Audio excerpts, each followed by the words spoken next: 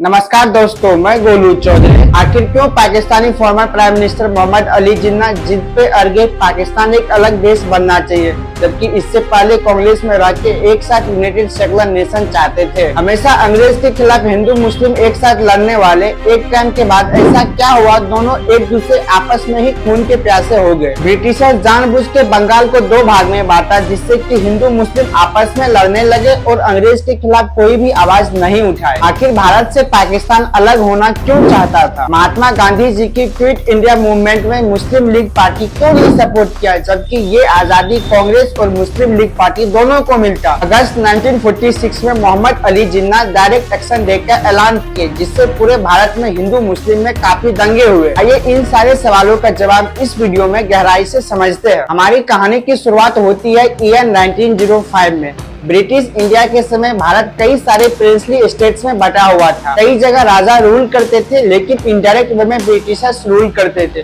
और कई जगह तो डायरेक्ट ब्रिटिशर्स ही रूल किया करते थे। उस टाइम जो भी प्रोटेस्ट होता था, हिंदू मुस्लिम समेत सारे कम्युनिटी के लोग एक साथ अंग्रेज के खिलाफ अगेंस्ट हो जाते थे। ये वो टाइम था जब भारत के अंदर रिलीजन से ज्यादा नेशनलिज्म की भावना थी। उस टाइम बंगाल में सबसे ज्यादा प्रोटेस्ट हुआ करता था। उस टाइम बंगाल मतलब आज के दिन का उड़ीसा, झारखंड, असम, बांग्लादेश और वेस्ट बंगाल। पूरे बंगाल में हिंदू लोग मेजोरिटी में थे, लेकिन ईस्टर्न बंगाल में सबसे ज्यादा मुस्लिम कम्युनिटी के लोग रहते थे। अब तक अंग्रेज को समझ आ चुका था, हिंदू मुस्लिम को तोड़ा नहीं गया तो इंडिया पे कंट्रोल करना काफी मुश्किल होगा। ईयर 1903 में डिवाइड रूल पॉलिसी इंट्रोड्यूस किया गया, जिसके तहत बंगाल में हिंदू मुस्लिम के बीच दरार पैदा करने के लिए बंगाल को दो भागों में बांटना था। एक तरफ वेस्टर्न बंगाल, दूसरी तरफ ईस्टर्न बंगाल। इस पॉलिसी को इंट्रोड्यूस करते ही बंगाल में काफी प्रोटेस्ट हुआ। तब तक भारतीय लोगों की आवाज नेशनल कांग्रेस बन चुकी थी, उन्होंने भी इसका प्रोटेस्ट किया। कांग्रेस के सभी बड़े लीडर को पता था अंग्रेज हिंदू मुस्लिम के बीच दरार पैदा करने के लिए बंगाल को दो भागों में बांटा जा रहा है। कांग्रेस और आम जनता के बीच इतना प्रोटेस्ट करने के बाद भी ब्रिटिशर्स ने 16 अक्टूबर 1905 को बंगाल को दो भागों में तोड़ दिया। जहां पहले पूरे बंगाल में हिंदू मेजोरिटी में था, वहीं डिवीजन करने के बाद ईस्टर्न साइड मुस्लिम मेजोरिटी में हो गया और वेस्टर्न साइड हिंदू मेजोरिटी में हो गया। डिवीजन करने के बाद ईस्टर्न बंगाल यानी कि आज के डेट का असम,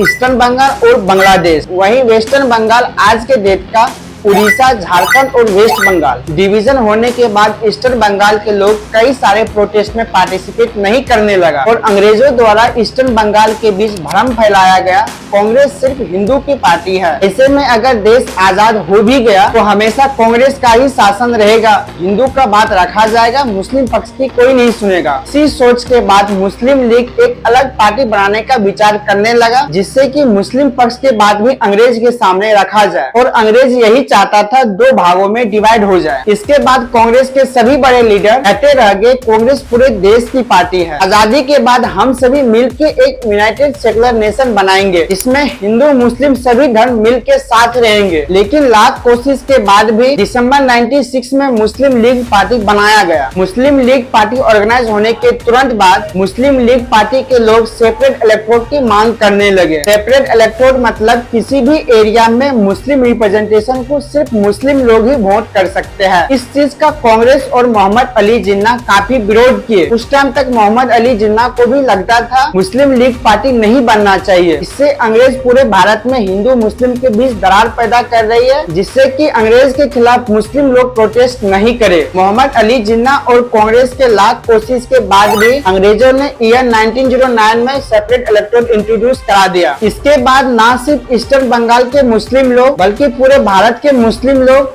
मुस्लिम लीग पार्टी को सपोर्ट करने लगा। इससे पूरे भारत में हिंदू मुस्लिम के बीच तनाव बढ़ने लगा। कई सारे प्रोटेस्ट में मुस्लिम लीग पार्टी पार्टिसिपेट ही नहीं करता था। इससे भारत का आंदोलन काफी कमजोर होने लगा। मोहम्मद अली जिन्ना ऑलरेडी कांग्रेस में ज्वाइन था, लेकिन पूरे भारतवर्ष में हिंदू मुस्लिम के बीच तनाव बढ़ रहा था। इसी को कंट्रोल करने के लिए मोहम्मद अली जिन्ना मुस्लिम लीग भी ज्वाइन कर लेते हैं। अब मोहम्मद अली जिन्ना कांग्रेस और मुस्लिम लीग के बीच में एक ब्रिज का काम कर रहा था, ताकि हिंदू मुस्लिम के बीच तनाव रुक जाए। इसके बाद फिर ईयर 1906 में लखनऊ एक्ट पास किया गया, जिसमें अब हिंदू मुस्लिम एक साथ जुट के अंग्रेज के खिलाफ प्रोटेस्ट करेंगे। इसके बाद महात्मा गांधी की एंट्री होती है। महात्मा गांधी का खिलाफत मूवमेंट और महात्मा गांधी के मेथड से मोहम्मद अली जिन्ना काफी नाराज थे। फिर मोहम्मद अली जिन्ना दोनों पार्टी को छोड़कर लंदन चले जाते हैं। उसी बीच भारत में आरएसएस और हिंदू स्वराज नाम का न्यू कम्युनिटी का उदय होता है, लेकिन इस बार मोहम्मद अली जिन्ना तब तक वापस लंदन चले गए थे। उसी बीच मुस्लिम लीग पार्टी का न्यू प्रेसिडेंट मोहम्मद इकबाल को बनाया गया। उन्होंने दिसंबर 1930 में पहली बार पाकिस्तान एक अलग मुल्क बनना चाहिए इसका जिक्र किया। इसके बाद देश में काफी सारे प्रोटेस्ट हुआ। ईयर 1905 में मोहम्मद अली जिन्ना वापस इंग्लैंड से इंडिया आए, लेकिन इस बार इसका नया रूप देखने को मिला। तो इससे पहले एक यूनाइटेड सेक्युलर नेशन चाहता था, इस बार वो सीधी डिमांड करता नहीं, पाकिस्तान एक अलग देश बनना चाहिए। हिंदू मुस्लिम का कल्चर अलग है, दोनों एक साथ कभी नहीं रह सकते, इसलिए पाकिस्तान अलग देश बननी चाहिए। ईयर 1905 में ब्रिटिशर्स के द्वारा इंडियन गवर्नमेंट एक्ट पास किया गया, जिसके तहत इंडियन लीडर को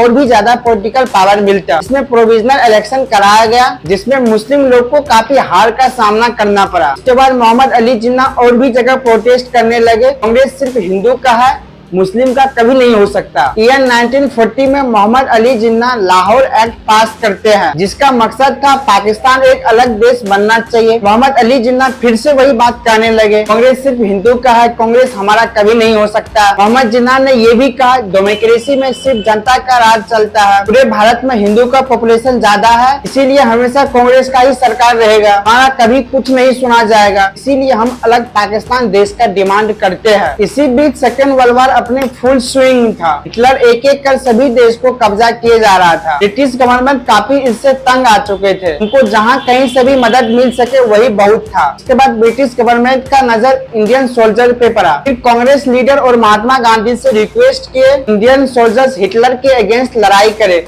लेकिन महात्मा गांधी इसको एक अवसर की तरह देखा। महात्मा गांधी ने सीधा डिमांड किया, इसके बदले में हमको फ्री इंडिपेंडेंस मिलना चाहिए, फ्री भारत के सोल्जर्स हिटलर के अगेंस्ट लड़ाई करेगा। लेकिन ब्रिटिशर्स ऐसा करने से मना कर दिए। अंग्रेज से सीधा मना करने पे महात्मा गांधी ने भारत छोड़ो आंदोलन शुरू किया। इसी आंदोलन में महात्मा गांधी ने करो या मरो का नारा लगाया। महात्मा गांधी ने साफ साफ कहा, तो हम आजाद होंगे या तो हम इस प्रयास में मारे जाएंगे। लेकिन इस आंदोलन में मुस्लिम लीग पार्टी ने सपोर्ट नहीं किया, बल्कि वो चाहते थे गांधी जी का भारत छोड़ो आंदोलन जल्द ही रुक जाए, क्योंकि मोहम्मद अली जिन्ना को लगता था अगर देश आजाद हो भी गया तो हमेशा कांग्रेस का शासन रहेगा, जिसमें सिर्फ हिंदू की बात सुनी जाएगी, मुसलमानों का कोई नहीं सुनेगा। बदले में कांग्रेस के सभी बड़े लीडर कहते रहते थे कांग्रेस पूरा देश का पार्टी है, इसके अंदर इसमें हिंदू मुस्लिम सब साथ मिल के रहेंगे। अब तो यूके में बैठा आम लोग भी आवाज उठाने लगे, इंडिया को आजाद कर देनी चाहिए। उसी बीच यूके में इलेक्शन होना था। लेबर पार्टी ने अपने मैनिफेस्टो में ये तक कह दिया था, अगर हमारी सरकार बनी तो इंडिया को फ्री इंडिपेंडेंस कर दिया जाएगा। ईयर 1945 में इलेक्शन का रिजल्ट आया, जिसमें लेबर पार्टी जीत गई और क्लेमेंटो रिचर्ड एटली न्यू प्राइम मिनिस्टर बना। उन्होंने प्राइम मिनिस्टर बनते ही ऐलान किया भारत को आजाद होने का टाइम आ गया। ईयर 1946 में लेबर पार्टी के 3 कैबिनेट मिनिस्टर्स भारत आए, जिससे कि भारत में कॉन्स्टिट्यूशन बनाया जाए। ब्रिटिशर्स चले जाने के बाद यहाँ का सब कुछ सही से के लिए कॉन्स्टिट्यूशन बनना जरूरी था। उसी बीच भारत में प्रोविजनल इलेक्शन हुआ, लेकिन इस बार रिजल्ट हैरान करने वाला था। टोटल 1585 सीट्स में से 923 सीट्स कांग्रेस को मिला। इस इलेक्शन में कांग्रेस तो जीत गई, लेकिन जिस एरिया में मुस्लिम लोग ज्यादा रहते थे वहां मुस्लिम पार्टी की जीत हुई। मोहम्मद अली जिन्ना अभी भी चाह रहा था पाकिस्तान एक अलग देश बने, लेकिन कांग्रेस इसकी सुन नहीं रही थी। इसके बाद मोहम्मद अली जिन्ना लोगों को कहने लगे कांग्रेस अपनी मनमानी कर रहा है। फिर मोहम्मद अली जिन्ना और मुस्लिम लीग पार्टी अलग ही रास्ता अपना लिए। जुलाई 1946 को मोहम्मद अली जिन्ना डायरेक्ट एक्शन डे का ऐलान करते हैं। उन्होंने कहा या तो अब देश का बंटवारा होगा या तो फिर देश की तबाही होगी। फिर 16 अगस्त 1946 को डायरेक्ट एक्शन के दिन मुस्लिम लीग पार्टी के लोगों ने कहा शांतिपूर्ण प्रोटेस्ट करेंगे, लेकिन ऐसा कुछ नहीं हुआ। हजारों की संख्या में हिंदू मुस्लिम लोग मारे गए। इस दंगा का नाम रखा गया द कोलकाता किलिंग। उसके बाद पूरे देश का पार्टिसिपेशन किया गया। पाकिस्तान को Punjab, Sindh, north east frontier, Balochistan और ईस्टर्न बंगाल मिला। वहीं जो रेस्ट पार्ट था सारा इंडिया को मिला। तो कुछ प्रोविजनल स्टेट्स भी था जिसको इंडिपेंडेंट रखा गया। वो अपने अनुसार या तो पाकिस्तान में चले जाए या तो इंडिया में या खुद इंडिपेंडेंट रहे। 8 जून 1947 को यूके डिसाइड करता है जब तक इंडिया और पाकिस्तान का कॉन्स्टिट्यूशन नहीं बनेगा तब तक इंडिया पाकिस्तान को अलग तो कर दिया जाएगा, लेकिन एक डोमिनियन स्टेटस दिया जाएगा। इस बिल को 4 जुलाई 1945 को इंडियन इंडिपेंडेंस बिल के नाम से यूके के पार्लियामेंट ने पास किया गया। यूके के पीएम से साइन करवाया गया, लेकिन पाकिस्तान अपना इंडिपेंडेंस डे अलग मनाना चाहता था, इसीलिए 14 अगस्त 1947 को पाकिस्तान का इंडिपेंडेंस डे, 15 अगस्त 1947 को इंडिया का इंडिपेंडेंस डे मनाया गया। इतनी इन्फॉर्मेशन के साथ आज का ये वीडियो समाप्त करते हैं।